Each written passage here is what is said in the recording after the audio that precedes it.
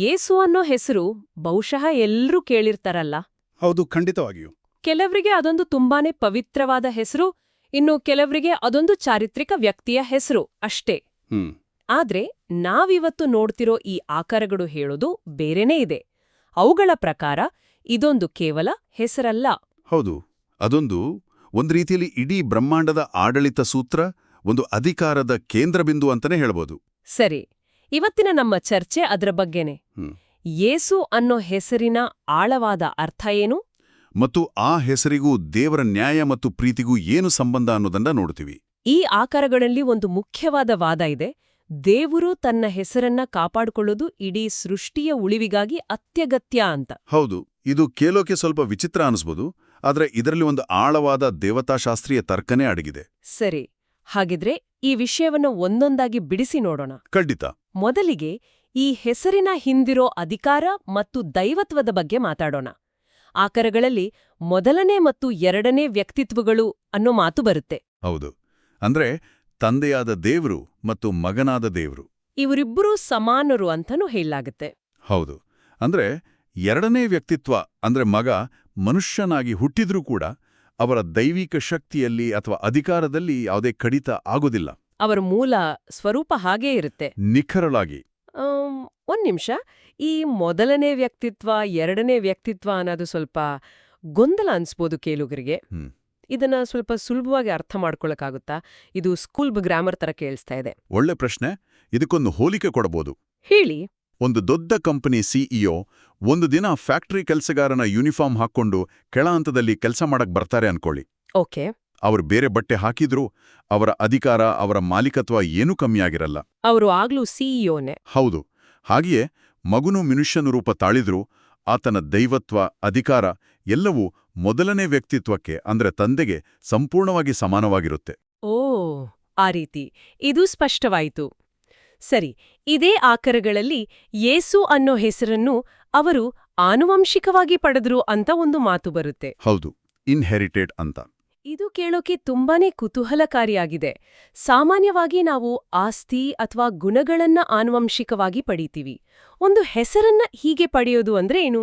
ಇದು ಬಹಳ ಮುಖ್ಯವಾದ ಪದ. ಇಲ್ಲಿ ಆನುವಂಶಿಕವಾಗಿ ಅಂದ್ರೆ ಆ ಹೆಸರು ಅವ್ರಿಗೆ ಆಮೇಲೆ ಕೊಟ್ಟಿದ್ದಲ್ಲ, ಅದು ಮೊದಲಿಂದಲೂ ಅವರಿಗೇ ಸೇರಿದ್ದು ಅಂತ. ಅಂದ್ರೆ ಮನುಷ್ಯನಾಗಿ ಹುಟ್ಟೋಕೋ ಮುಂಚಿಂದಲೇ ಆ ಹೆಸರಿನ ಅಧಿಕಾರ, ಶಕ್ತಿ ಎಲ್ಲವೂ ಅವರದೇ ಆಗಿತ್ತು. ಅದನ್ನ ಅವರು ತಮ್ಮ ಹಕ್ಕಾಗಿ ಪಡೆದ್ರು ಅನ್ನೋ ಅರ್ಥದಲ್ಲಿ. ಹೌದು. ಹಾಗಾದ್ರೆ ಈ ಹೆಸರಿನ ಅರ್ಥದ ಬಗ್ಗೆ ಹೇಳಿ. ಅಸ್ತಿತ್ವದಲ್ಲಿರುವವನೇ ರಕ್ಷಣೆ ಅಂತ.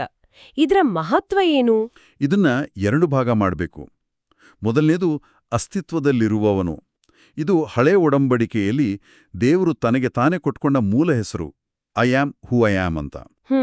ಇದರ್ಥ ಕಾಲ ಮತ್ತು ಅವಕಾಶ, ಅಂದ್ರೆ ನಾವು ಹೇಳೋ ಸ್ಪೇಸ್ ಟೈಮ್, ಅದರ ಸಂಪೂರ್ಣ ಮಾಲೀಕ, ಆಡಳಿತಗಾರ ಮತ್ತು ನ್ಯಾಯಾಧೀಶ ಆತನೇ ಅಂತ. ಸರಿ, ಇನ್ನು ಎರಡನೇ ಭಾಗ ರಕ್ಷಣೆ. ಅಂದ್ರೆ ಕಾಲ ಮತ್ತು ಅವಕಾಶದ ಮೇಲೆ ಸಂಪೂರ್ಣ ಅಧಿಕಾರ ಹೊಂದಿರುವ ಆ ಅಸ್ತಿತ್ವವೇ ಈಗ ರಕ್ಷಣೆಯ ರೂಪದಲ್ಲಿ ಬಂದಿದೆ. ಓ, ಇದೇ ಯೇಸು ಅನ್ನೋ ಹೆಸರಿನ ಸಂಪೂರ್ಣ ಅರ್ಥ. ವಾವ್! ನಾನು ಈ ಆಕರಗಳನ್ನ ಓದುವಾಗ ಫಿಲಿಪಿಯವರಿಗೆ ಬರೆದ ಪತ್ರದಲ್ಲಿ ಒಂದು ಭಾಗ ನನ್ನ ಗಮನ ಸೆಳೆಯಿತು.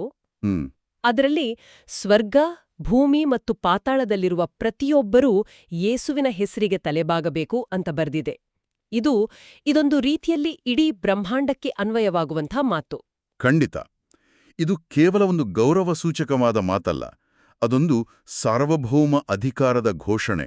ಅಂದ್ರೆ ಈ ಆಕರಗಳು ಸ್ಪಷ್ಟವಾಗಿ ಹೇಳೋದೇನೆಂದ್ರೆ, ಯೇಸು ಕೇವಲ ಪ್ರೀತಿಯಿಂದ ಆಳುವ ರಾಜ ಮಾತ್ರ ಅಲ್ಲ, ತಪ್ಪು ಮಾಡಿದವರನ್ನ, ಅದರಲ್ಲೂ ಬೇರೆಯವರಿಗೆ ನೋವು ಕೊಡುವ ದುರುಳರನ್ನ ಶಿಕ್ಷಿಸುವ ಕಠಿಣ ನ್ಯಾಯಾಧೀಶನೂ ಹೌದು. ಆತನ ಅಧಿಕಾರದಲ್ಲಿ ಪ್ರೀತಿ ಮತ್ತು ನ್ಯಾಯ ಎರಡೂ ಒಂದಾಗಿ ಬೆರೆತಿವೆ. ನಿಖರವಾಗಿ.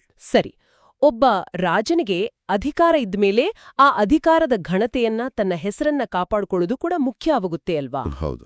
ಇದು ನಮ್ಮನ್ನ ಮುಂದಿನ ವಿಷಯಕ್ಕೆ ತಗೊಂಡು ಹೋಗುತ್ತೆ. ಆಕರಗಳಲ್ಲಿ ಬರುವ ಚಿನ್ನದ ಕರುವಿನ ಒಂದು ಪ್ರಸಂಗ. ವಿಮೋಚನ ಕಾಂಡದಲ್ಲಿ ಬರೋದು. ಇಸ್ರೇಲ್ ಜನರು ದೇವರನ್ನು ಬಿಟ್ಟು ಒಂದು ಚಿನ್ನದ ಕರುವನ್ನು ಪೂಜೆ ಮಾಡಕ್ ಶುರು ಮಾಡ್ತಾರೆ. ಆಗ ದೇವರಿಗೆ ಸಿಕ್ಕಾಪಟ್ಟೆ ಕೋಪ ಬರುತ್ತೆ. ಹೌದು, ಎಷ್ಟು ಕೋಪ ಅಂದ್ರೆ ಅವರೆಲ್ಲರನ್ನೂ ನಾಶ ಮಾಡಿಬಿಡ್ತೀನಿ ಅಂತ ದೇವರು ಮೋಶೆಗೆ ಹೇಳ್ತಾರೆ.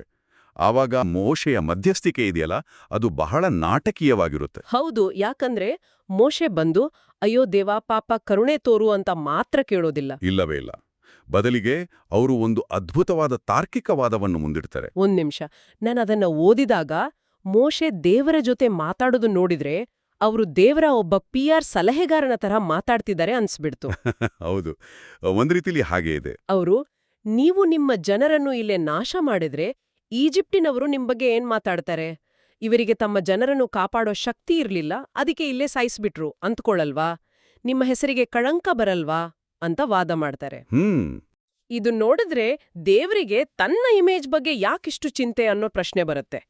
ಇದು ಸ್ವಲ್ಪ ಮನುಷ್ಯರ ತರ, ಅಹಂಕಾರದ ತರ ಕಾಣಲ್ವಾ? ಸರಿಯಾದ ಪ್ರಶ್ನೆ ಕೇಳಿದ್ರಿ. ಮೊದಲ ನೋಟಕ್ಕೆ ಹಾಗೆ ಅನ್ಸುತ್ತೆ. ಹೌದು. ಆದ್ರೆ ಆಕರಗಳು ಹೇಳೋ ಪ್ರಕಾರ ಇದರ ಹಿಂದಿನ ಕಾರಣ ದೇವರ ಅಹಂಕಾರ ಅಲ್ಲ, ಅದೊಂದು ಆಳವಾದ ಪ್ರೀತಿಯ ಕಾರ್ಯತಂತ್ರ. ಪ್ರೀತಿಯ ಕಾರ್ಯತಂತ್ರ? ಹೌದು. ಇದೇ ಇವತ್ತಿನ ಚರ್ಚೆಯ ಅತಿ ಮುಖ್ಯವಾದ ಅಹಾಕ್ಷಣ ಅಂತ ಹೇಳಬಹುದು. ಯೋಚನೆ ಮಾಡಿ, ಸೃಷ್ಟಿ ಮಾಡಿದ ಜೀವಿಗಳು ದೇವರನ್ನು ತಪ್ಪತಪ್ಪಾಗಿ ಅರ್ಥ ಮಾಡ್ಕೊಂಡ್ರೆ ಏನಾಗುತ್ತೆ? ದೇವಳು ದುರ್ಬಲ ಅಥವಾ ಕೆಟ್ಟವನೋ ಅಥವಾ ಮೋಸಗಾರ ಅಂತ ಅಂದ್ಕೊಂಡ್ರೆ ಅವರು ದೇವರನ್ನು ಪ್ರೀತಿಸೋಕ್ ಸಾಧ್ಯನಾ? ಇಲ್ಲ, ಸಾಧ್ಯವೇ ಇಲ್ಲ. ಖಂಡಿತ ಇಲ್ಲ. ಪ್ರೀತಿಸೋಕ್ ಸಾಧ್ಯವಾಗದಿದ್ರೆ ಅವರು ದೇವರ ಮಾರ್ಗದಲ್ಲಿ ನಡೆಯೋಕ್ಕಾಗಲ್ಲ. ಪಾಪದ ದಾರಿಯಲ್ಲಿ ಹೋಗಿ ಕೊನೆಗೆ ನಾಶವಾಗೋಗ್ತಾರೆ. ಓ. ಹಾಗಾಗಿ ದೇವ್ರು ತನ್ನ ಹೆಸರನ್ನು, ಅಂದ್ರೆ ತನ್ನ ನಿಜವಾದ ಗುಣಸ್ವಭಾವವನ್ನು ಪವಿತ್ರವಾಗಿ ಕಾಪಾಡಿಕೊಳ್ಳೋದು ತನ್ನ ಸ್ವಂತ ಗೌರವಕ್ಕಾಗಿ ಅಲ್ಲ. ನಿಖರವಾಗಿ. ಯಾಕಂದ್ರೆ ದೇವರನ್ನು ಸರಿಯಾಗಿ ಅರ್ಥ ಮಾಡಿಕೊಳ್ಳುವುದರಲ್ಲೇ ಸೃಷ್ಟಿಯ ಉದ್ಧಾರ ಅಡಗಿದೆ. ಓಕೆ. ಇದು ಇಡೀ ದೃಷ್ಟಿಕೋನವನ್ನೇ ಬದಲಾಯಿಸುತ್ತೆ. ಇದು ದೇವರ ಅಹಮಲ್ಲ, ಬದಲಿಗೆ ಸೃಷ್ಟಿಯ ಮೇಲಿನ ಕಾಳಜಿಯ ಒಂದು ರೂಪ. ಹೌದು. ಎಜೆಕಿಯಲ್ ಗ್ರಂಥದಲ್ಲೂ ದೇವರು ಇದನ್ನೇ ಸ್ಪಷ್ಟವಾಗಿ ಹೇಳ್ತಾರೆ. ಏನು ಅಂತ? ಇಸ್ರಾಯೇಲಿಯರೇ, ನಾನು ನಿಮ್ಮನ್ನು ರಕ್ಷಿಸಿದ್ದು ನಿಮಗೋಸ್ಕರ ಅಲ್ಲ, ಬೇರೆ ಜನಾಂಗಗಳ ಮಧ್ಯೆ ನೀವು ಅಪವಿತ್ರಗೊಳಿಸಿದ್ದ ನನ್ನ ಪವಿತ್ರ ನಾಮಕ್ಕೋಸ್ಕರ ಅಂತ.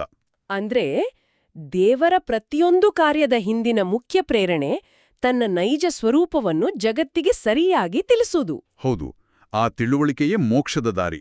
ಹಾಗಾದ್ರೆ ದೇವರ ಪ್ರೀತಿ ಮತ್ತು ನ್ಯಾಯ ಅನ್ನೋದು ಒಂದೇ ನಾಣ್ಯದ ಎರಡು ಮುಖಗಳಿದ್ದ ಹಾಗೇನಾ? ಯಾಕಂದ್ರೆ ಸಾಮಾನ್ಯವಾಗಿ ಇವೆರಡು ಬೇರೆ ಬೇರೆ ಅಂತ ಅಂದ್ಕೊಳ್ತೀವಿ.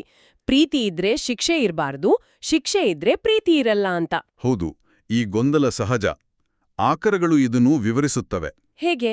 ದೇವರ ಆಜ್ಞೆಗಳನ್ನು ಮುರಿದ ದೇವದೂತರನ್ನು ಮತ್ತು ಮನುಷ್ಯರನ್ನು ದೇವರು ಶಿಕ್ಷಿಸುವುದನ್ನು ನೋಡಿದಾಗ ಜನರಲ್ಲಿ ಎರಡು ರೀತಿಯ ತಪ್ಪು ಕಲ್ಪನೆಗಳು ಹುಟ್ಟಬಹುದು. ಓಕೆ. ಒಂದು, ದೇವರ ಆಜ್ಞೆಗಳೆಲ್ಲ ಪಾಲಿಸೋಕೆ ಆಗದಷ್ಟು ಕಷ್ಟ, ಅವನ್ನು ಪಾಲಿಸೋದು ಅಸಾಧ್ಯ.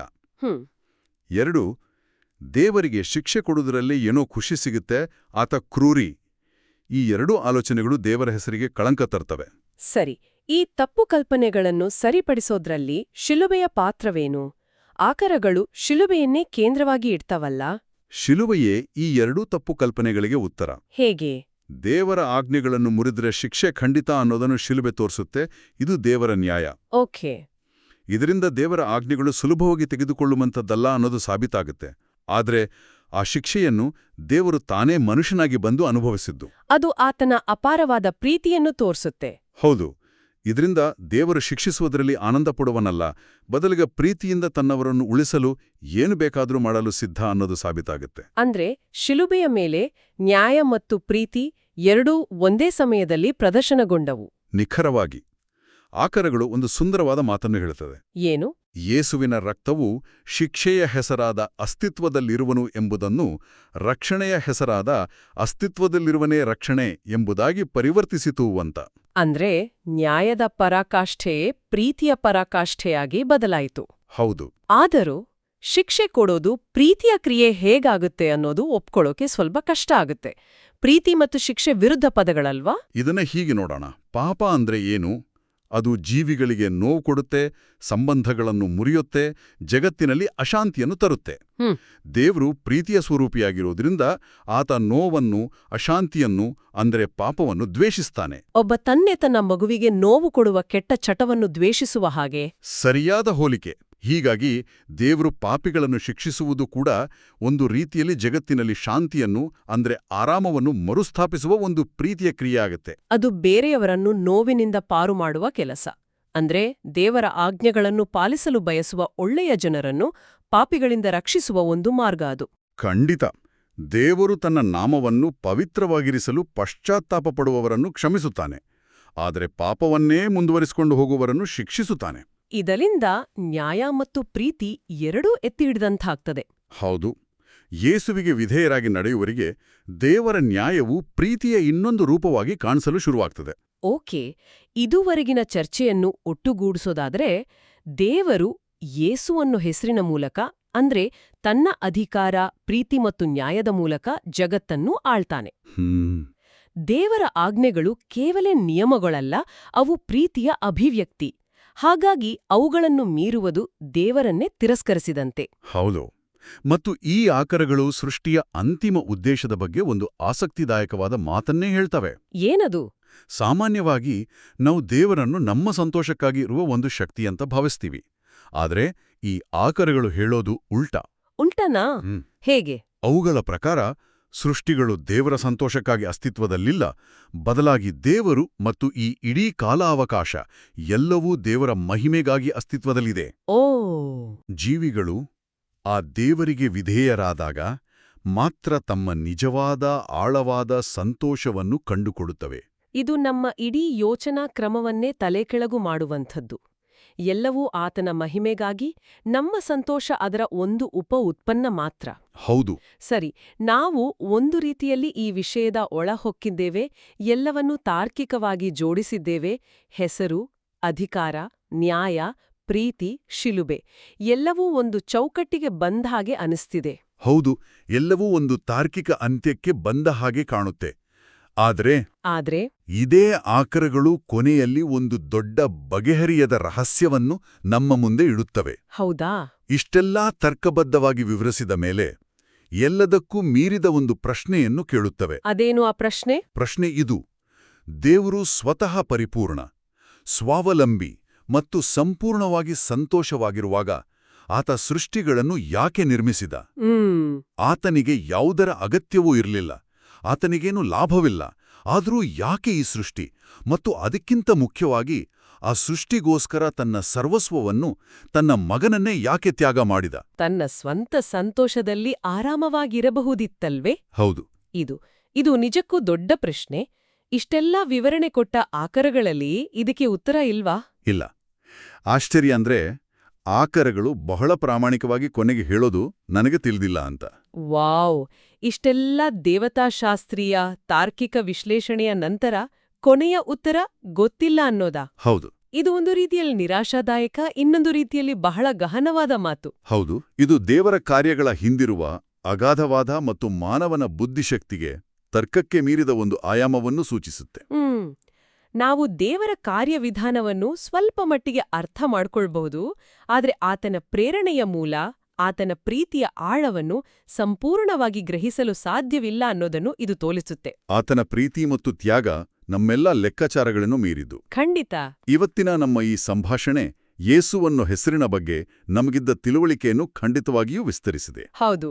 ಆ ಹೆಸರಿನ ಅಧಿಕಾರ, ತನ್ನ ನಾಮವನ್ನು ದೇವರು ಸೃಷ್ಟಿಯ ಉಳಿವಿಗಾಗಿ ಕಾಪಾಡುವ ಕಾರ್ಯತಂತ್ರ ಮತ್ತು ನ್ಯಾಯವೇ ಪ್ರೀತಿಯ ಇನ್ನೊಂದು ಮುಖ ಅನ್ನೋ ಪರಿಕಲ್ಪನೆ, ಇವೆಲ್ಲವೂ ಆಳವಾಗಿ ಯೋಚಿಸುವಂತೆ ಮಾಡುತ್ತವೆ. ಈ ಚರ್ಚೆಯ ಕೊನೆಯಲ್ಲಿ ನಮ್ಮ ಕೇಳುಗರಿಗೆ ಒಂದು ಪ್ರಶ್ನೆಯನ್ನು ಬಿಟ್ಟು ಹೋಗಬಹುದು. ಸ್ವಯಂಪೂರ್ಣ ಮತ್ತು ಆನಂದಮಯಿಯಾದ ದೇವರು ಯಾವುದರ ಅಗತ್ಯವೂ ಇಲ್ಲದಿದ್ದರೂ ತನ್ನ ಸೃಷ್ಟಿಗಾಗಿ ಎಲ್ಲವನ್ನೂ ತ್ಯಾಗ ಮಾಡಲು ಯಾಕೆ ಮುಂದಾದ? ಈ ಅಕಲ್ಪನೀಯ ತ್ಯಾಗದ ಹಿಂದಿನ ಪ್ರೇರಣೆ ಕೇವಲ ಪ್ರೀತಿಯೇ, ಅಥವಾ ನಮ್ಮ ತಿಳುವಳಿಕೆಗೆ ಮೀರಿದ ಬೇರೆಯಾದಾದರೂ ದೈವಿಕ ಉದ್ದೇಶವಿದೆಯೇ? ಇದು ತರ್ಕಕ್ಕೆ ಸಿಗದ ಒಂದು ರಹಸ್ಯ. ಇದರ ಬಗ್ಗೆ ಆಳವಾಗಿ ಯೋಚಿಸಬಹುದು.